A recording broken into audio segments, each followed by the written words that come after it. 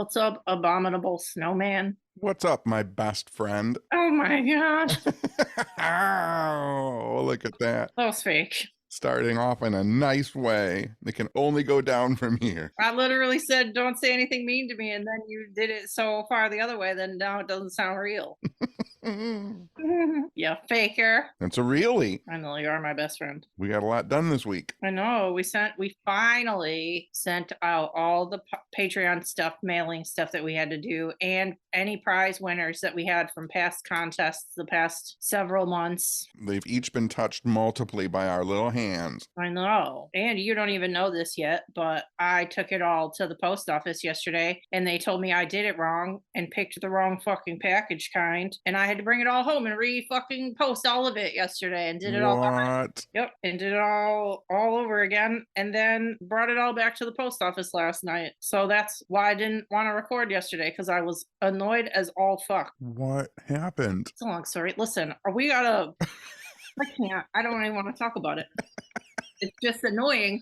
We got a postal scale thing, scale/printer, whatever. It's like Pitney Bowes tied in, blah blah blah. Basically, there's the only choices on there are envelope and box. Well, guess the fuck what? The thing that we were using is a padded envelope, but no, it's not, because if it's not a manila envelope, it's a fucking box. Ugh. So I had to redo it, and they all cost significantly more than they did when I did it the first time. So it's fine. They're all gone. You live and you learn. You do. But I'm excited for everybody to get their cute stuff because it's really cute. I think you got to remember, it's like 2 or 3 years ago now when I sent out 150 packages and they all just got returned to me. Well, that was more your fault than what I just said. I guess. You use hazardous materials. Well, you live and you learn. Plus, I just said this is all we do on here on WooPod is grow together. Mm-hmm. You, me, and the whole audience, we're just learning to be better people. We're all just learning to be better people. You know what else happened when you came over to help me package things? Is you said the vibe at my house is 12-year-old who lives by theirself. Yes. And honestly, I was not in the least bit offended, and I agreed, and I don't care. I like that. That's literally my life vibe. I don't care. I think it's a good vibe. Yeah, it's fun over here. Years ago when I was working for Our magazine, one of the editors came over to my house and he was looking around at my house and he was like, "Who else lives here?" And I go, "No one." And he's like, "Why is it so clean? Why are there like doilies underneath the bowl of fruit on your kitchen table?"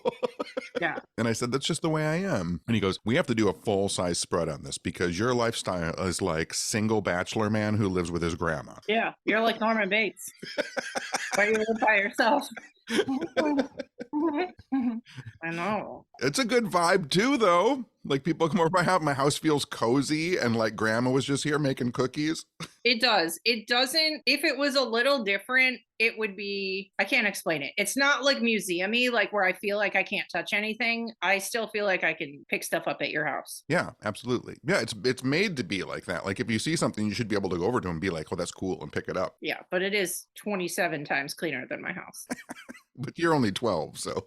I'm getting there. I'm learning to be a better person. Tween house. Tween house. I know. I don't fucking care. It's like when you have a dog or like people with kids, like your shit's always going to be fucked up. Like that's the life you chose. So I don't really care. My life, it's not going to be immaculate. I don't care. I don't know. But yeah, so you came over, we did all the things. They're all on the way to you guys now. I hope you love everything. What else? Monday night, I watched the Emmys, and like halfway through the Emmys, Adam Berry called me, FaceTimed me on the phone, and I'm like, fuck it, here we go. And then I was on the phone with him and Ben for like an hour and a half, and we just did shots. What I learned is if Adam Berry calls you on a Monday night, you're just gonna get wasted, and you have no say in the matter. It just happens to you, and it was fun. Yeah, that's the rules. Yeah. He's like, "Oh, commercial, let's do a shot." I'm like, fuck it. And then we would cheers to the little iPhone screen, and then we would do a shot ski and go back to the awards, and it was really cozy. Is that when the dogs FaceTimed each other? Yes. And I forgot about that. The dogs, but his new doggy buddy, their new doggy buddy, and Toad FaceTimed each other for the first time. I can't wait till they can hang out someday. Little buddies. Little buddies. I know, so cute. It was a really good time. The Emmys were actually really enjoyable this year. They weren't like boring. They did this cute thing where they had classic TV show casts like do little reunions on the stage. So they had like Cheers, Martin. Oh man, they didn't bring Kirstie Alley to Cheers, did they? No, she was not on there. Thank God.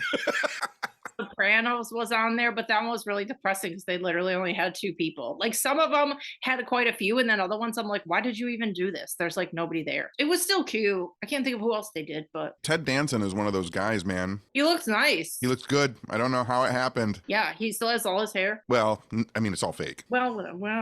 Because there was that big episode of Cheers where he like shows that he's wearing a toupee. Okay, but don't you think that was fake? No, he was losing his hair. Oh, well, whatever they did, it looks great. It's good that it's solid white. Yeah. That helps. Yeah. The Emmys were fine. I don't really watch that many like TV shows that other people were. We already talked about this whole Succession one. Because yeah, we did it after the Golden Globes, and Succession won everything, and then they won everything at the Emmys too. That and The Bear, and I haven't watched The Bear yet either. Yeah. Ted Danson was one of my mom's hunks. Yeah, I guess because she liked Selleck, right? Oh yeah. Yeah, I guess that kind of goes together. Yeah. Yeah. Anyway, we digress from nothing. I wanted to tell you too, I kind of touched on it before, but there's this weird restaurant opening kind of by us soon. It's the biggest fast food chain in the Philippines, and it's called Jollibee, and it's opening by here, and it's so freaking random. Their menu is literally buckets of chicken like KFC, and then their signature dish is this weird spaghetti with ham and cut up hot dogs on top. No, thank you. I literally don't understand. Like, you're going to open your weird flagship place here in Metro Detroit and serve hot dog spaghetti. Like, what are we doing? I don't get it. I don't get it. I don't get it. And then they have like weird juices or weird pops and weird desserts. And I don't know. It's so weird. And it's not that big of a menu. It's like, oh, I don't get it. I'll have to look at their menu online. I don't get what they're thinking. And there's like nothing. And two, I found another place called Potato Pit in Dearborn. That sounds promising. Yeah, it's Potato Pit and Juice Bar, and they just have all sorts of different potatoes, and you put shit on top, and they have juice. But again, both of these places, I keep waiting because I feel like a lot of places are opening recently, and they don't have anything for vegetarians. Like, do you know what year it is? You don't have one thing that vegetarians can put on all your shit. Yeah. It's depressing. I went to a wedding once that had a potato bar. That's the shit. Yeah, it was great. They had fountains. They had 2 gravy fountains. One was like turkey gravy. One was brown gravy, which was, it didn't have any meat in it. It was like a brown mushroom gravy. Nice. And then there was one fountain that was a butter fountain. Oh my God. Oh my God. You could get mashed potatoes or boiled potatoes or just full baked potatoes, hash browns. It was crazy. Whenever we do our like ultimate biggest Woo Pot event that people can come to, we'll have a potato bar and gravy fountains. I need it so bad. That sounds delightful. Just everybody carved out of their brains. Yeah, it'll be like a banquet, and we'll have potatoes, and we'll have to have Olive Garden cater it too. Maybe I'll do that if I have my not getting married ceremony. Listen, I already was thinking that because I'm not either, so we have to do it. Yeah. Because I want my dad to come to a wedding, but I don't want to get married. So we're going to have to do a fake Woo Pod wedding. Yeah. Maybe not this year, but when it's in my brain that it has to happen. Because I genuinely want to invite my family to a wedding. I mean, I've performed over 60 marriages. Yeah. I want a day where I just stand in front of my friends and then everybody gives me presents, then we all get drunk. That's literally every Paracon we've ever done. Come on. Come on. You're right. You're right. You literally do have those days, but I know what you're saying. That's true. But no, I want to like, obviously I know I'm like not your typical girl, but every girl has ideas that they've had since they were younger of what they would do at their own wedding. So it's like, there's stuff I would like to do. I just want to go back to my 12-year-old house and live by myself. I don't want to get married ever. You can just walk down the aisle with Toad. I know. Yeah, we're going to do it. And everybody who wants to come can come. It'll be huge. We just have to figure it out. And we have to get it sponsored because I'm not paying for any of this, and neither is my dad. And then I'll DJ it. You're gonna DJ it? Yeah. Good grief. I've DJ'd weddings before. I have not. Actually, I've only DJ'd one wedding, and it was the most crazy thing in the entire world because I put out a huge playlist. All I did was bring a computer with songs on it. That's literally what DJs do. And I got maybe 20 minutes into the reception, and the groom came over and he was like, "Do you have any Bob Marley?" And I was like, no. And he's like, could you get some Bob Marley? And there was like internet, but it was weird. And I was like, I can try and get some Bob Marley. And so I think I like illegally downloaded a best of Bob Marley 4-pack album, like 4 albums. And I was like, ugh, this is too much just to have a Bob Marley song. But I had to download all of them to get to one song. Mm-hmm. And he comes back over and he goes, did you get any Bob Marley yet? And I'm like, yeah, I downloaded 4 albums. And he goes, great. Could you just put that on and let it run for the rest of the night? And I was like, yeah. And was so he like the groom? Yeah. Oh, okay. I thought he was just a guy. No, it was the groom. Oh. And so I just played 4 Bob Marley albums front to end until the end of the night. You're like, that'll be $700. They loved it. Oh, nightmare. They were like both freshmen in college. Oh yeah. Weddings are already pretty bad. That would be tough. Yeah. Unless there was the gravy fountain, and then I would be fine. I'll be over here with the gravy and some earplugs. Check you later. And on those 4 Bob Marley albums, they're just the same album. Oh, I know they're the same song. Yeah. I literally don't have any personal problem with Bob Marley music. It's just obviously not my thing. And we always talk about that stuff where people have songs that all sound like the same song. Yes. I just find at weddings, I'm always waiting at weddings for certain songs to come on. Because, like everybody will play like September by Earth, Wind, and Fire. Mm-hmm. Or when we were at Saugatuck with your sister, we were outside of that fucking wedding or whatever it was. And all of those songs were just wafting through the air. It was so fun. Yes. Like, they Don't Stop Believing. What's the now one step forward? Take a step back. Cha-Cha Slide. Oh, yeah. No. That gets played too because people have to be told how to dance. Yeah. There's a new album out. What is it? It's about to come out. It's by Cosmo Sheldrake, who is the son of Rupert Sheldrake, who I talk about in my lectures a lot. Rupert is a former biologist, chair of Cambridge, who thinks that a lot of ESP and psychic powers and telekinesis and that stuff can be explained by something called morphic resonance, which is like a magnetic field, except it's around life organisms. It's why when you see a school of fish or a flock of birds, the pattern looks similar when they fly around. Mm-hmm. His son, Cosmo Sheldrake, has a new album coming out, and the first 2 songs just dropped, and they're, in my opinion, for me. Nice. If anybody's listening, John Tenney's new listening is Cosmo Sheldrake, and the song people should look up is Does the Swallow Dream of Flying? Yes. And then the album comes out later this year. And if you want to read something good, Rupert's other son, Merlin, first of all, those names. Merlin and Cosmo, amazing. Amazing. Merlin has a new illustrated hardcover version of his book called Entangled Life, which is about humans and mushrooms and how we exist together. And the new illustrated version's out with some pretty awesome fucking photographs in it. Their family sounds way cooler than anyone should be allowed to be.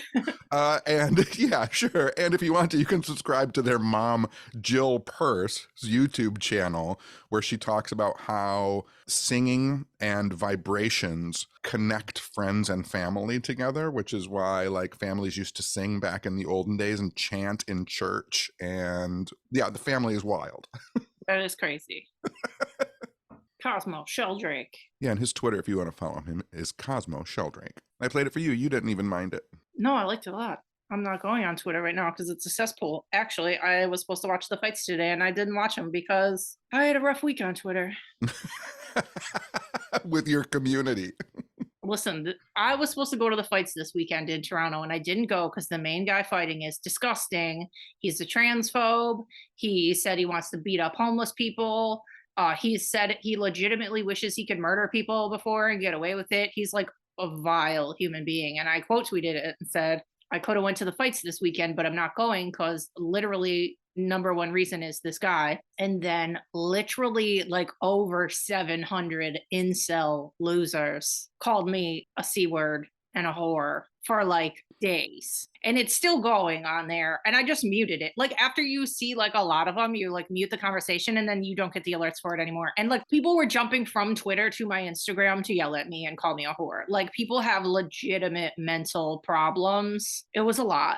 So I'm like, I'm not watching the card. I'm not going on Twitter for a few days. I don't need this. The thing that is concerning to me, not that the whole thing isn't concerning, because the whole thing is concerning, Yeah. but there's a part of my brain that wants to be like, a lot of this is like 16-year-old boys who just really haven't entered the world yet. And then any profile I click on is like 42-year-old man married with six children. And I'm like, oh, this is a fucking disaster world we live in. Yeah. The bio will say like Christian, whatever the fuck. Every time a guy legitimately that I took a screenshot of who called me a C word, first word in his bio was Christian. I'm like, y'all are insane. Y'all, like, the way that y'all separate stuff in your brain and how you act towards other people, like, you don't even know me. You don't know me. And you don't know the fighter I'm talking about. So you're going to like fight to the death over this guy who doesn't know you, who would probably kick you in the teeth and call me names and you don't even know me. And I'm a woman. Like, you don't, there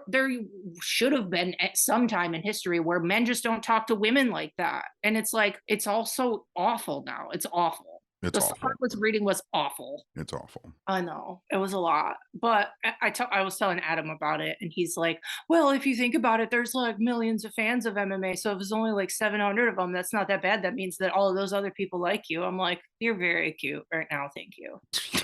That was a real nice spin on the situation. Thank you. Thanks. But yeah, it was a lot. It's just hard. A lot of the fan base is gross. A lot of the fighters are gross. I know that. It's getting harder and harder to like it for me, but I just had to step away. This is the first card I haven't watched in probably 7 years. Wow. So it was a lot. Some people said nice stuff. Like, yeah, like you literally called me to check on me and then Yeah. for DMing me to make sure I was okay. Like, it wasn't that serious. I'm fairly used to it. That was just like a pretty rough one. Yeah, it's amazing. Like because we talked about this on the phone. It's amazing to me, like toxic fandom. Yeah. How damaging and horrible it really is. Yeah. And it's already hard enough for like a woman to like be accepted liking any sport. And then it's like, and all of us, literally all the girls that I'm friends with on there go so hard. Like, we go to all of the live events, we meet all of the fighters. A lot of the fighters follow us. Like, we're so deep in it, and they're not as deep in it, but they still don't think we have a claim to be around it at all. Yeah, exactly. It's shitty as fuck.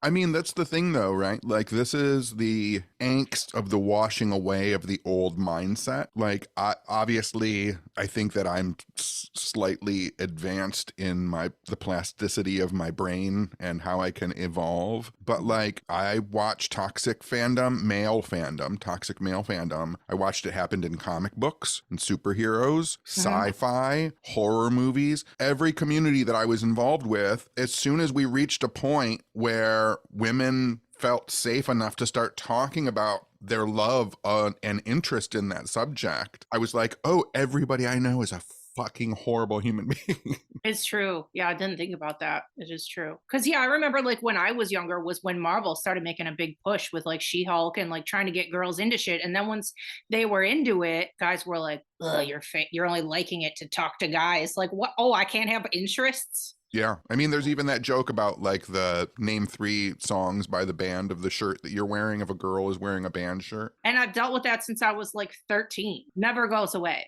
Now I'm just like, don't even talk to, like, if that's what you're going to say, I'm not answering you. I don't fucking care. Just the worst. So that was shitty, but it's a mess out there. It's a mess out there in these streets.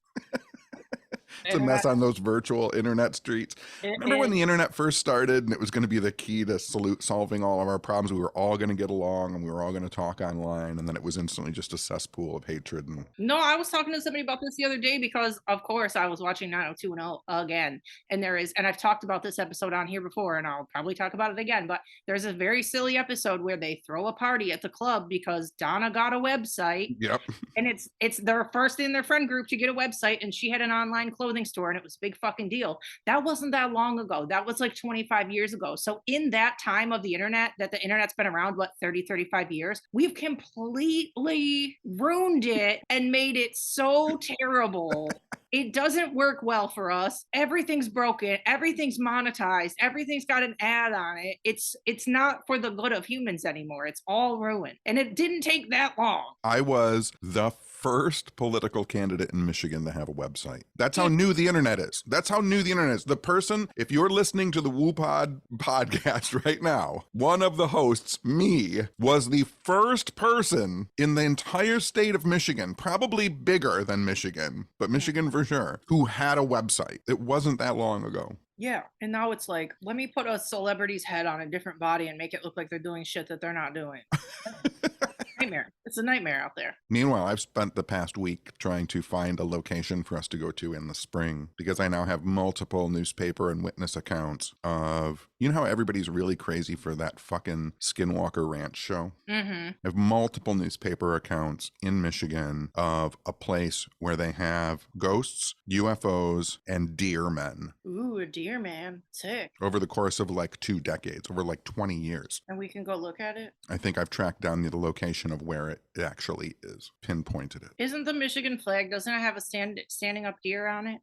It does. We're just gonna change it to a deer man. Just a deer man. We'll just put some shoes on one of those deer. Yeah, we'll just start a conspiracy theory that Michigan has known all along that we have walking deer men, and that's why it's on there. Yes, the secret Michigan Illuminati has always known that we are full. It's not actually an elk and a deer on our state flag. It's a dog man and a deer man. Yeah, they're walking. They're cryptids. Yeah. 100%. I literally heard the most unhinged fucking conspiracy theory the other day about fairies. Oh no. One of our listeners wrote to me, it was about how I've been like tweaking out about Yosemite since I've been there. And it said that in Dimensions by Jacques Vallée, he talks about he said something to the effect of like, there's 2 places on this planet where he's convinced where there's like untouched creatures and like fairies and like kind of the chance to see like anything. And one was in Ireland and the other one was Yosemite. And then I went into this weird rabbit hole of looking it up and I found a crazy conspiracy theory that people said that the fae or fairies inhabited the body of Teddy Roosevelt, and that's why he protected all the parks and did all the shit with the parks, because he was secretly a fairy. What? I swear. I could not make that up. Teddy Roosevelt was a massive hunter. I know, but he did a lot to protect the parks, and people were like, oh, it's because he got taken over by the fae. Oh, all right. And there's also rumors that he had a Bigfoot encounter. Nice. I had no idea. I know. I like it though. I love it. You know, I love a conspiracy theory. The crazier, the better. I will at least take a good minute or 2 to be like, sure, I'll like get lost in it for, even if I don't think it's real, I'm like, I like wrapping my brain around it for like a minute. I am trying to figure out how to do this thing on TikTok, which is like respond to people's videos. Yeah. Because I see a ton of people on there doing conspiracy theories, and I know the answers to the questions they're asking. And if I could respond like I saw this one guy and he's like, do you want to know the deepest, darkest conspiracies that prove we didn't go to the moon? Number 1, look at Neil Armstrong's footprints on the moon. Look at Neil Armstrong's boots that are in the museum. See how the treads on the bottom of the feet don't match? And I'm like, yeah, because he left his boots on the moon. That's the other boots that he wore because he left his, and then it's like, look at that giant car that they took to the moon. Oh, you think they took that on a rocket? And I'm like, yeah, the rover, it literally weighed 400 pounds. On the moon, it weighed 70 pounds. It's not that big. And I'm like, how do I respond to these fucking videos? Because these people are asking questions that have the simplest fucking answers in the world. And I know them. Someone has to teach me TikTok. But it's the same thing as Twitter. Like everything is so monetized now that they know they're wrong, but they know people are going to watch it and then they'll comment and go, no, you're wrong. And that boosts their engagement too. It's all a fucking plan because everything's ruined now. Yeah, you're right. Yeah. Not to sway you from putting correct information out there, because you should, but just like don't assume that people don't know what they're doing, because I'm sure a lot of them do. Some of these people don't know. Like this guy, the way that he was so excited to have found out, he's like, the picture of Neil Armstrong coming off of the lander, who took that picture if he was the first one on the moon? And it's like, because there was a camera on the outside of the spacecraft that took a picture of him when he was coming. Like, yeah. And we live in a world of Google. Yeah, well, people don't trust Google anymore because they're insane. That's true. Everything's ruined. Because when I search Google now, the first 20 results are sponsored posts. Yeah, they're like ads. I know everything. I hate it. But anyway, there was a new true crime doc that came out this week on Netflix. It came out on Wednesday called American Nightmare. It's about the California Gone Girl case, which I already knew the case. It's really hard to talk about this case and this doc without spoiling it. But basically, the gist is that the movie Gone Girl? well, they called it that, but it wasn't after that. It wasn't, it's explained in the doc. I can't really explain it to you, but the cops compared it to that, but it wasn't like that. But yeah, a guy and a lady, their boyfriend and girlfriend, they live together. The lady gets kidnapped in the middle of the night, and the cops and everybody in the world thought they were faking. And then it goes from there. Okay. So it's really good, but hard trigger warning for sexual assault. It was really tough to watch. I cried like quite a few times during the doc, and I don't really cry during shit, but it's really interesting. It's a really good watch. I, like a dumbass, it's a 3-part docuseries. I started it at 4:30 in the morning, and then I didn't go to bed till 8 because then I deep dived it after, and it was insane. I don't think I went to bed till 9. Actually, it was insane. So just make sure you don't start it late because you will watch the whole thing in one sitting, and then you'll be so mad after that you can't sleep. I would love to talk about it further, but I don't want to spoil it.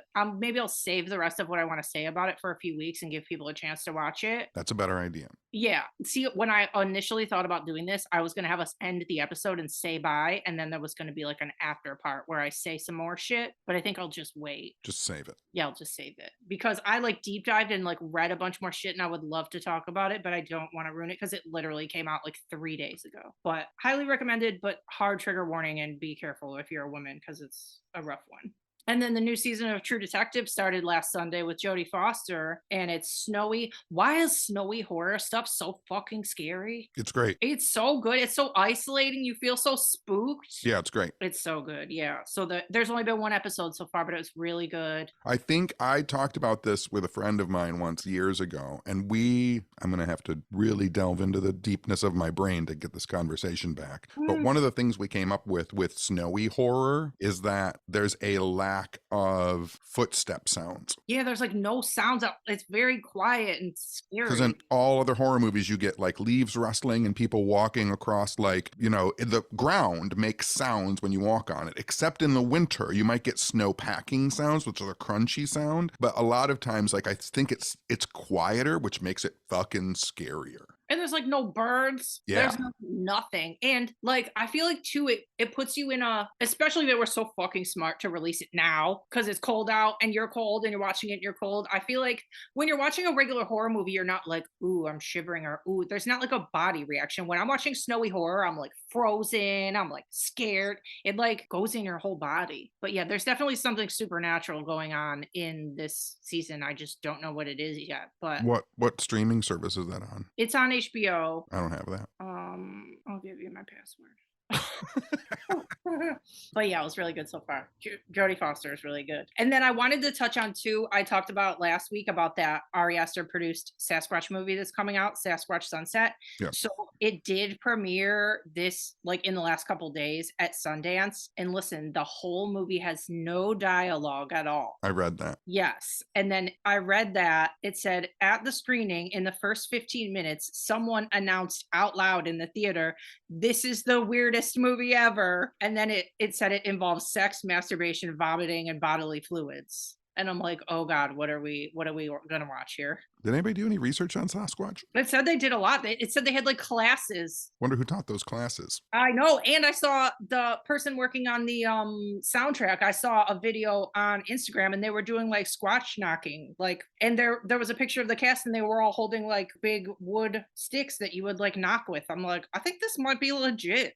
I have to figure out who did the research on that. I know. It said they talked to a lot of whatever the word is. Is it anthropologists? Is that the word I'm looking for? Primatologists? Yeah, that's the word I wanted. Thanks. Yep. My half a brain and your half a brain makes one whole brain. So we get there. I have to say stuff out loud and then you finish it. We get there. So there's that. And then I read another thing that's premiering at Sundance this month is Steven Soderbergh, who made Traffic, and Aaron Brockovich made a fucking ghost movie. It's called Presence, and it's shot entirely from the point of view of the ghost.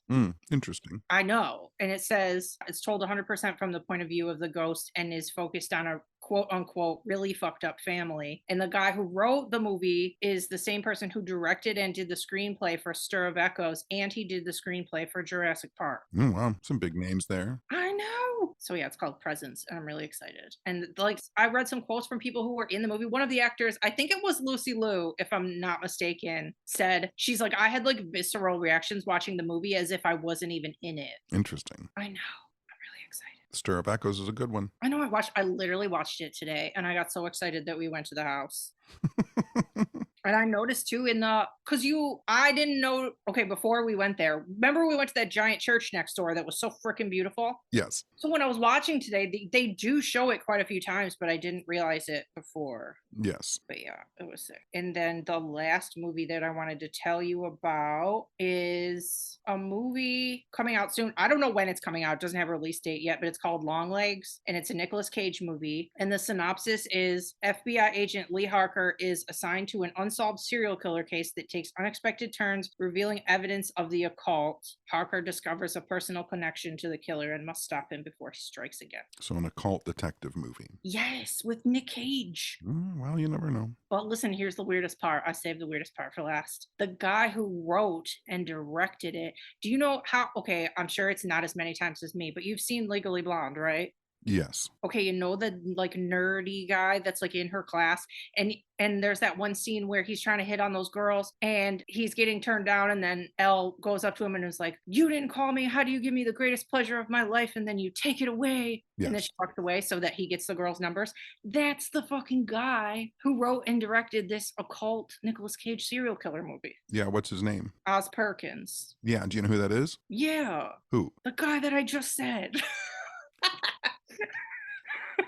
I love how much stuff doesn't stick into your brain. It does. I know he's made other stuff, but go ahead. I just wanted to say to people out there so they know who I'm talking about. Yes, he also made Gretel and Hansel. Yeah, and the Black Coat's daughter. Yes, and because you said it earlier, his father is Anthony Perkins from Psycho. It is? Yes. I didn't know that part. Yes. He doesn't even look like him. That's Anthony Perkins' son. Oz Perkins is a great name, but it reminded me of when we played the highway game and then we say people's names that go the... Yes. Oz Perkins. Oz Perkins. 1920s newspaper man. I met someone from Legally Blonde. Who? Elle's friend that is the other blonde. She goes to yeah, school. there's like two friend girls. Yeah, I think you told me this before. Why did you meet her? She was like high school friends with a woman I was dating at the time. Hmm. Because she's from, I think she went to like Seaholm or Groves or something like that. And then went to California and became an actress and then got in Legally Blonde movies. So weird. And then Selma Blair's from here too. Yes. I also watched a terrible movie today. This doesn't have anything to do with anything, but I had the Pluto Romance channel on all day. And one of the movies did you ever see the movie A Guy Thing? No. Oof. I can find something good about almost every movie, and this is it's with Jason Lee, Selma Blair, what's her face? What's her face is my favorite actress. What's her face? Who you think everybody is what's her face. It's Julia Stiles. Ooh. It's a disaster. Oh, but also Thomas Lennon? Is that his name? Yes. He's in it too. So he popped up again. But Thomas Lennon getting a lot of work on the WooPod podcast lately.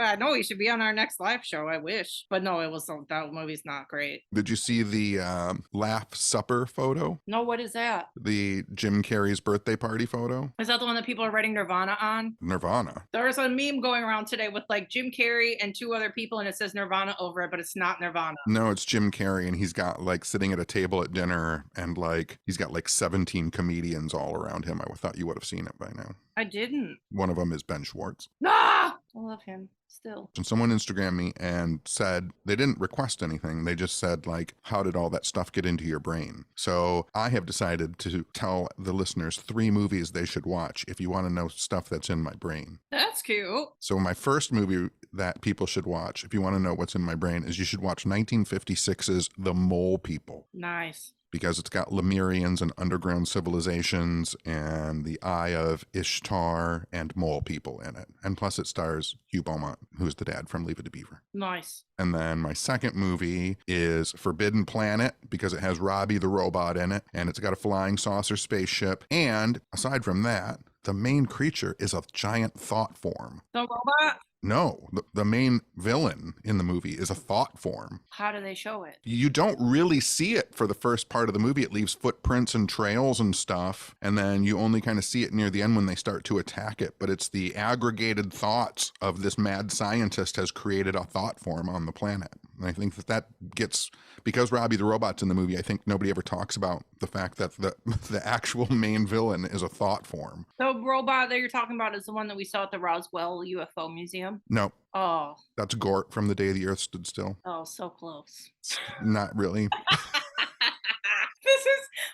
This is now the tables have turned. This is the Matt Damon and Leonardo DiCaprio of your sci-fi world. That's true. You're getting Gort and Robbie the Robot mixed up. Robots mixed up. It's like our roles have reversed. I tried so hard. And then the third movie is The Devil Rides Out with Christopher Lee. Yes. Because it's got magic and witchcrafty stuff in it, and it's got a weird goat man in it, and Christopher Lee doing like the lesser banishing ritual or a form of it. Nice. So those are my movies: The Mole People, The Devil Rides Out, and Forbidden Planet. This episode officially has a deer man and a goat man. Yep. Huge. 2024 coming in huge with the loot pod. Fucking huge. I have one more thing that I wanted to tell you about that I thought was cute, that I read an article that the city of Lexington,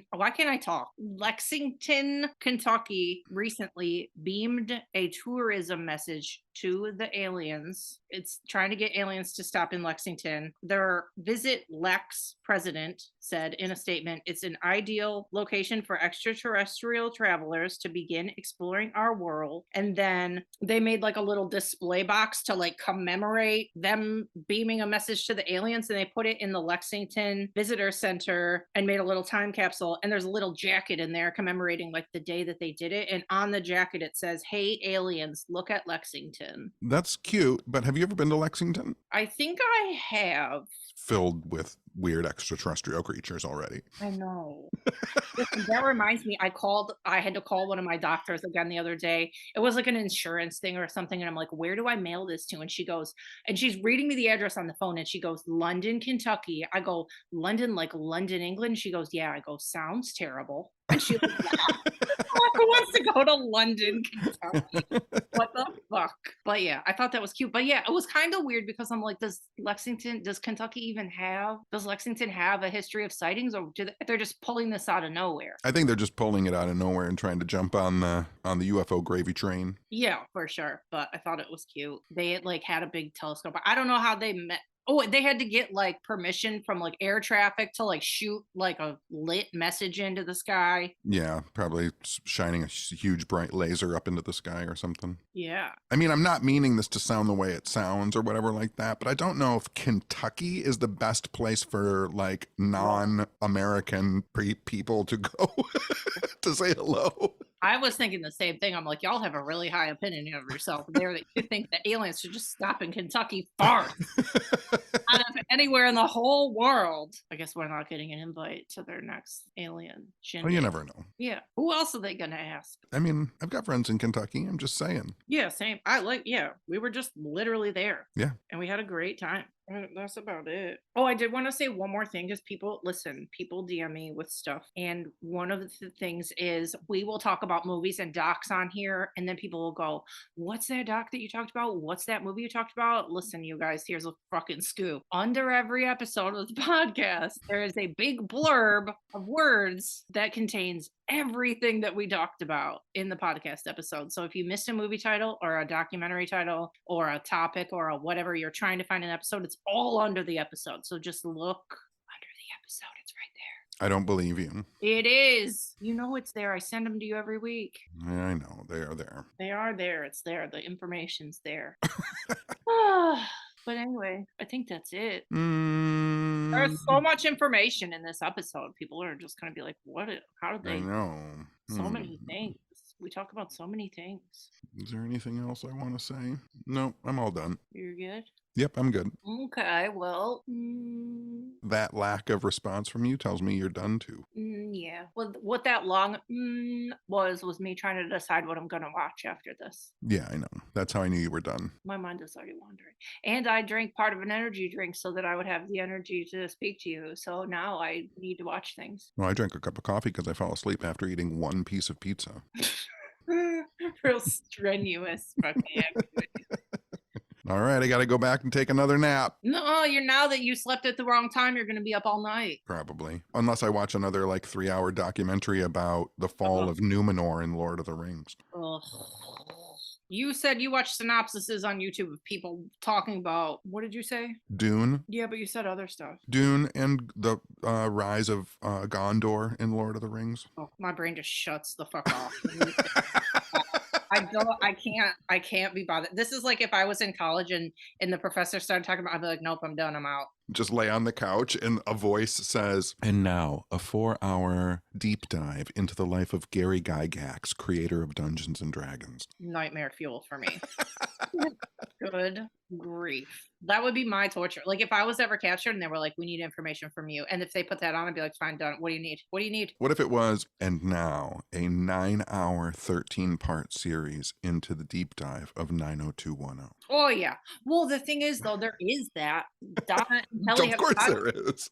Donna and Kelly have a podcast where they go through all the episodes and I still haven't listened to them all. So maybe I wouldn't listen to it, but I'm working on it. All right, I'm done. Okay, I'm done too. Good work, buddy. Good work, buddy. Good talk. Good talk. Good working today. Good working this week. Good reworking the packages. Yeah, that was a lot of work to be done this past week, but we did it. It's all done. Everybody's going to get their stuff and they're going to be so happy. And then we'll work on other new stuff soon. We have to do the second win a date contest soon. I know. We'll do it. Who's going to win? Okay, we got to go. Okay. Okay, let's go look at a deer man, goat man. Okay. Okay, talk to you later. Bye. Bye. Okay, bye.